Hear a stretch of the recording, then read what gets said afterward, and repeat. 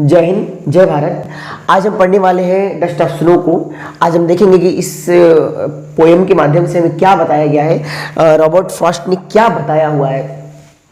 सबसे पहली बात कि अगर आपने इसके पहले आपने लेटर टू गॉड पढ़ा था ना, तो जो लेटर टू गॉड आपने पढ़ा हुआ है वो इसके अंदर ही इस पोएम को दिया गया है। इसका रीजन क्या है? पहली बात तो आप ये समझ लो कि अ लेटर टू गॉड के अंदर जो लिंको होता है वो लिंको एकदम नॉर्मल पर्सन होता है। मतलब अगर देखा जाए तो अनएजुकेटेड पर्सन होता है, बहुत अधिक उसके अंदर सेंसिटिविटी नहीं रहती है चीजों को समझने की। लेकिन अगर लिंको के पॉइंट ऑफ व्यू से देखा जाए तो उसने एक बहुत बड़े काम को अंजाम दिया है। जानते हो किस बात पे? अपने एकदम उसका जो फेथ है वो क्या है, बिल्कुल फर्म है। फर्म का मतलब होता है कठोर या दृढ़ या पक्का। उसका जो फेथ रहता है ना, भगवान के अंदर जो विश्वास रहता है ना, वो इतना फर्म रहता है कि वो एक बहुत बड़ी सी चुनौती को बड़े आराम से तोड़ देने में कामयाब हो जाता है। अगर लिंको के पॉइंट ऑफ व्यू से आप देखोगे ना, तो उसने एक बहुत ही नॉर्मल सा पर्सन जो है वो गॉड से भी उस चीज को रिसीव कर लेता है जो वो चाहता है। वो सिर्फ इसलिए होता है कि उसका विश्वास बहुत ही पक्का रहता है।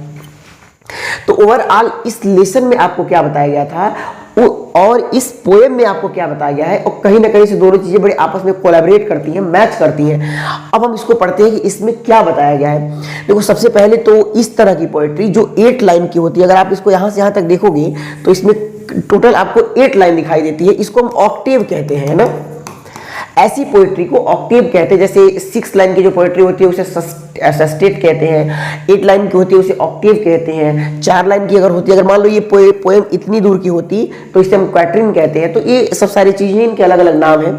तो अगर स्ट्रक्चर के अकॉर्डिंग देखोगे ना, तो ये एक ऑक्टेव है। ऑक्टेव पोएट्री का एक पार्ट है, पोएट्री का एक प्रकार है, काइंड है, तो हम कहेंगे ये ऑक्टेव है। दूसरी बात क्या है कि ऐसा पोएम जिसके अंदर हमारी वर्ल्ड के बारे में, दुनिया के बारे में बात की जाए, नेचुरल चीजों के बारे में बात की जाए, नेचुरल चीजों को किसी फैक्टर से जोड़ा जाए, इस पोएट्री को हम जो पोएट्री कहते हैं उसका नाम है पैस्टोरल पोएट्री। इधर देख लेना थोड़ा सा, पैस्टोरल इसे कहते हैं,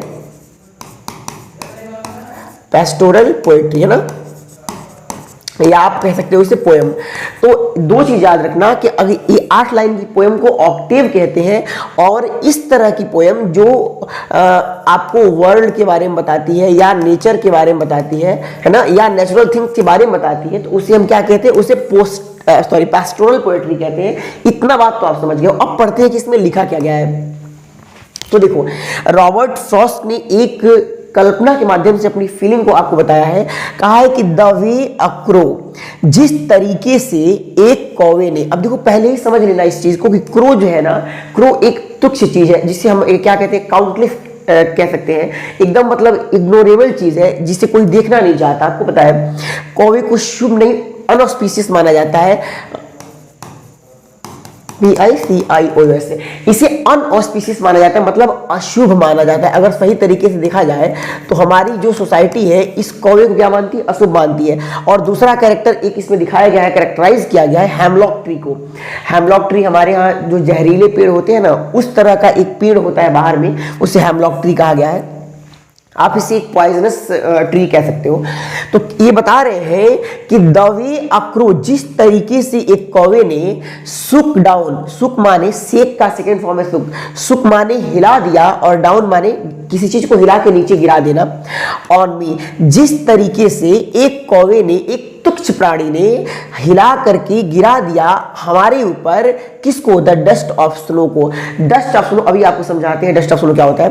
डस्ट ऑफ स्नो को गिरा दिया फ्रॉम अ हेमलॉक ट्री, कहां से गिरा दिया, हेमलॉक ट्री पर से। जैसे आपने मदार देखा है ना, मदार के पत्ते थोड़े गद्दीदार होते हैं, तो अक्सर जब शीत पड़ती है ना, ओस पड़ती है, तो ओस की बूंदें उससे बड़े अच्छे से चिपक जाती हैं। लेकिन जब उसे मूव करोगे, आप उसे हिलाओगे, शेक करोगे, तो वो बूंदी नीचे गिर जाती है। तो इसी तरह का हेमलॉक ट्री होता है जिसकी पत्तियां थोड़ी गद्दीदार होती हैं, और लेकिन ये जहरीला होता है, इसे कोई छूना नहीं चाहता। यानी अगर देखा जाए तो काफी अशुभ टाइप का, एकदम बेकार टाइप का, जिसे कोई देखना तक नहीं चाहता है, उस तरह का ये पेड़ होता है। तो अब आपको क्या समझना है यहाँ पे, ये कह रहे हैं। अच्छा, यहाँ पे डस्ट ऑफ स्नो का मतलब अगर आप देखोगे ना, तो स्नो का मतलब होता है बर्फ, ऑफ मींस का, और डस्ट का मतलब धूल। अगर देखोगे तो इस पोएट्री में इसका जो टाइटल है डस्ट ऑफ स्नो, ये एग्जिस्ट नहीं करता। मतलब कभी स्नो का डस्ट तो बन ही नहीं सकता है ना। डस्ट जो होती है ये वाटरलेस होती है और ये उड़ती रहती है, बट स्नो जो होती है ये वाटरलेस नहीं होती है, वाटर से ही बनी होती है।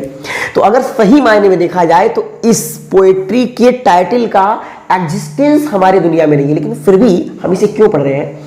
तो सिंपल सी बात जानना, पोएट्री एक ऐसी चीज होती है ना जिसमें हम डायरेक्टली किसी बात को नहीं कह सकते हैं, घुमा फिरा के किसी बात को कहते हैं, अदर एग्जाम्पल से जोड़ करके उस बात को हम प्रेजेंट करना चाहते हैं और अच्छे तरीके से। इसे ही तो हम लिटरेचर या फिर आपका स्पिरिचुअलिज्म कहते हैं, आध्यात्म कहते हैं। तो देखो ये बता रहे हैं कि जिस तरीके से एक कौवे ने हिला करके गिरा दिया मेरे ऊपर डस्ट ऑफ स्नो को। अब यहां पर आप सिंपली समझ सकते हो कि पानी की बूंदों को, है ना। तो पानी की बूंदों को जिस तरीके से कौवे ने गिरा दिया, और लेकिन गिराया कहां से? हेमलॉक ट्री से। अब आप कल्पना करो कि एक हेमलॉक ट्री है, उसके ऊपर बारिश की बूंदें पड़ी हुई हैं और मैं जाके वहां खड़ा हो गया और एक कौवा आया और उस पर बैठ गया। अब जाहिर सी बात है कौवा जब बैठेगा तो वो थोड़ा सा मूव करेगा, हिलेगा, और हिलेगा तो वो जो बूंदे हैं वो क्या करेंगी? मेरे ऊपर अचानक से गिर जाएंगी। अब जरा आप कल्पना करके देखना, आपका दिमाग अगर बड़ी टेंशन में हो, आप परेशान हो और अचानक से बारिश की बूंदें आपके ऊपर गिर जाए तो थोड़ी देर के लिए आपका जो मूड होता है ना वो चेंज हो जाता है। वो ये बता रहे हैं, कह रहे हैं कि जिस तरीके से एक कौवे ने एक हेमलॉक ट्री को सुक डाउन कर दिया, हिला दिया और मेरे ऊपर डस्ट ऑफ स्नो को गिरा दिया। इस बात को जरा अच्छे से समझना, भले इधर उधर लिखा हुआ है, आप एडजस्ट कर सकते हो इसको। ये बता रहे हैं कि जिस तरीके से एक कौवे ने, यानी एक अशुभ पक्षी ने एक अशुभ पेड़ से, एक निगेटिव पेड़ से हिला करके बारिश की बूंदों को, ओस की बूंदों को मेरे ऊपर गिरा दिया। अब जो ये गिरा दिया ना, तो इस इवेंट ने, इस हैपनिंग ने, इस घटना ने क्या किया बता रहे हैं। कह रहे हैं कि इस घटना ने, देखो कुछ चीजें इसमें हिडन होती हैं, हम आपको बता रहे हैं। जो इवेंट इसमें हिडन है, इसमें अगर ये लिखे होते कि दैट इवेंट हैज, चाहे दिस इवेंट हैज, तो समझ में आता, लेकिन आप समझ लो कि ये हिडन है। कह रहे हैं ये जो इवेंट हुआ ना, इस इवेंट ने has given my heart a change of mood and saved some part of day I, है ना, आई हैड रूट। इसको जरा अच्छे से समझना। कह रहे हैं कि वो जो घटना थी ना, इस हैज को आप हैड समझना, क्योंकि यहां देखो सुक लिखा है, सेकंड फॉर्म में है, तो हम पूरी कहानी को, पूरी लेसन को, यानी पूरी पोएट्री को क्या करेंगे? सेकंड फॉर्म, या फिर आप कह सकते हो पास्ट में ही समझेंगे। तो इसको आप हैज को हैड मानना। कह रहे हैं कि ये घटना हैड गिवन माई हार्ट, इस घटना ने दे दिया था मेरे हार्ट को, मेरे हृदय को अ चेंज ऑफ मूड, एक चेंज ऑफ मूड दे दिया था। मतलब मेरे हार्ट में मूड की चेंजिंग हो गई जब ये घटना मेरे ऊपर हुई। एक अशुभ पक्षी ने एक अशुभ पेड़ से पानी की बूंदों को मेरे ऊपर टपका दिया, गिरा दिया, तो इस घटना ने एक मेरे हार्ट में चेंज ऑफ मूड दे दिया, चेंज ऑफ मूड को ला दिया। मतलब मेरे हार्ट में जो चीजें चल रही थी निगेटिविटी के साथ, उन चीजों का मूड चेंज हो गया, उसमें एक चेंज आ गया। अब देखो और कह रहे हैं यहां पर एंड के बाद आई हिडन है, आप अपने मन से आई लगा सकते हो। कह रहे एंड आई सेव्ड, और मैंने बचा लिया सम पार्ट, कुछ पार्ट को, ऑफ अ डे, एक दिन का, दैट, यहां दैट छुपा हुआ है, दैट आई हैड रूड, जिसे मैंने बर्बाद कर दिया था। अब इसका मतलब क्या है?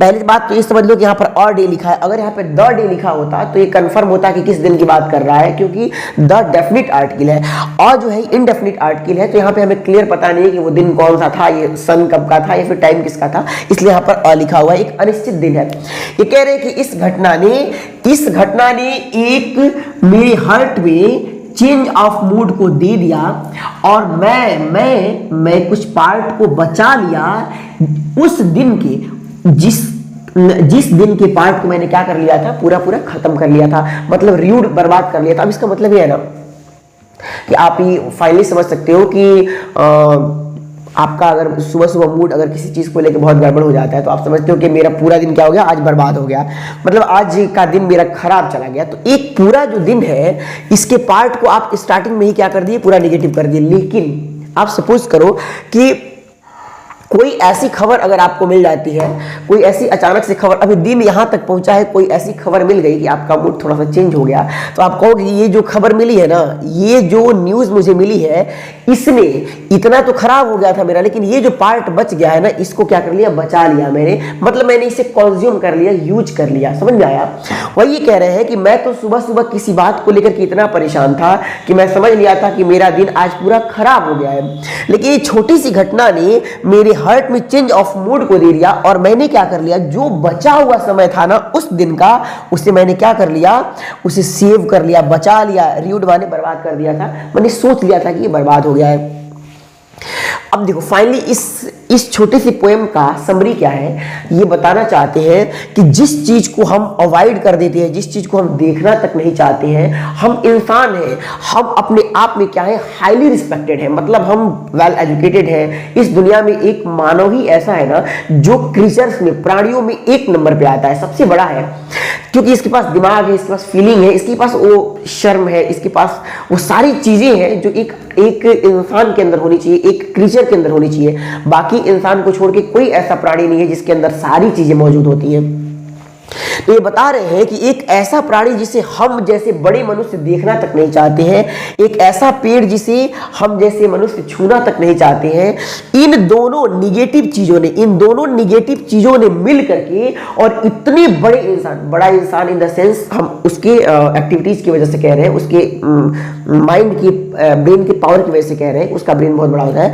तो ये कह रहे हैं कि दो निगेटिव चीजों ने, जिसे हम देखना छूना तक नहीं चाहते हैं, जिसके बारे में जिक्र तक नहीं करना चाहते हैं, इन दोनों निगेटिव चीजों ने हमें बहुत बड़ी इंसान को चेंज ऑफ मूड दे दिया। मतलब इतनी बड़ी इंसान का मूड इतनी छोटी चीजों ने बदल दिया, और बदला भी तो पॉजिटिवली बदल दिया कि मैंने उस दिन के कुछ पार्ट को क्या कर लिया, सेव कर लिया, बचा लिया।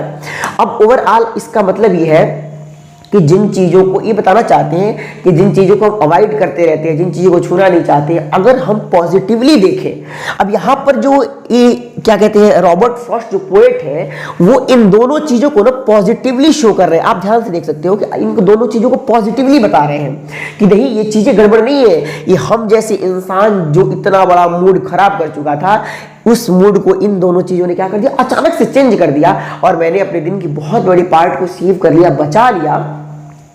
तो कहीं ना कहीं जो चीजें निगेटिव होती है हमारे मानव समाज में, हम जब अगर उनको चाहें तो पॉजिटिवली कंसीडर करके बड़े आराम से देख सकते हैं। आप देखिए होंगे ना, बहुत सारी नेगेटिव चीजें होती हैं हमारे पॉजिटिव यूज में चली आती हैं। तो वही ये बताना चाहते हैं कि जो चीजें बहुत इग्नोरेबल है, छोटी हैं, जिनको हम देखना नहीं चाहते हैं, उनका भी एक एग्जिस्टेंस होता है, उनका भी एक अस्तित्व होता है, और उन्हें कहीं ना कहीं समाज में वो जगह मिलनी चाहिए जो उन्हें पॉजिटिवली शो करे, निगेटिवली शो ना करे। अब अगर आप पोएम से जोड़ोगे क्या कहते हैं, अ लेटर टू गॉड को, उसमें भी यही कहा गया है कि एक ऐसा किसान जिसे हर लोग, पूरी दुनिया अवॉइड करती रहती है, उसे एक जगह नहीं मिलता है, लेकिन अगर वो किसान अपना काम करना छोड़ दे, फसलों को बोना छोड़ दे, अनाज को बनाना छोड़ दे, उगाना छोड़ दे, तो ये इतनी बड़ी दुनिया जो हाईली रिस्पेक्टेड है ना, वो खाने बिना मर जाएगी। यानी अगर एक छोटा किसान भी है तो वो भी हाईली रिस्पेक्टेड है, क्योंकि वो बड़े चीजों को पालने का काम करता है, उनको नरिश करने का काम करता है। तो उसी बेस पे इस छोटे से पोएम को आपको दिखाया गया है। ओवरऑल एक बार अगर आप इसका क्या कहते हैं मीनिंग देखना चाहते हो तो हम बता देते हैं, जल्दी से देख लेना। कह रहा है कि द वे अ क्रो सुक डाउन ऑन मी, जिस तरीके से एक कौवे ने हिला करके मेरे ऊपर गिरा दिया, डाउन मैंने गिरा दिया, सुक माने हिला दिया, डाउन मैंने गिरा दिया। जिस तरीके से एक कौवे ने एक हेमलॉक ट्री को हिला करके मेरे ऊपर डस्ट ऑफ स्नो को गिरा दिया, पानी की बूंदों को गिरा दिया, और इस घटना ने यहाँ पे हैड समझना, इस घटना ने मेरे हार्ट में अ चेंज ऑफ मूड दिया, मैंने मूड की चेंजिंग दे दिया, और मैं कुछ सम पार्ट को बचा लिया उस दिन के, मैं उस दिन की कुछ पार्ट को बचा लिया, जिस दिन के पूरे पार्ट को मैंने पूरा र्यूड मान लिया था, खराब मान लिया था, बर्बाद मान लिया था। तो आपका ये पोएम यहाँ पे खत्म होता है। अब रही बात इसके क्वेश्चन और आंसर की, तो हम टेलीग्राम चैनल का लिंक दे देंगे, आप वहाँ पे हम आपको क्वेश्चंस दे देंगे, और आप अपने आंसर को लिख करके या रफ में या फेयर में कहते हैं नोट्स जरूर बनाना, और उसमें आप अपने फोटो को शेयर करना, फिर हम उस पर चेक करेंगे और बताएंगे क्या गलतियाँ हैं। बाकी जो क्वेश्चन आंसर की क्लास हम लेने वाले हैं उसको आप जरूर देख लेना। फिलहाल आज यहीं तक। जय हिंद, जय भारत।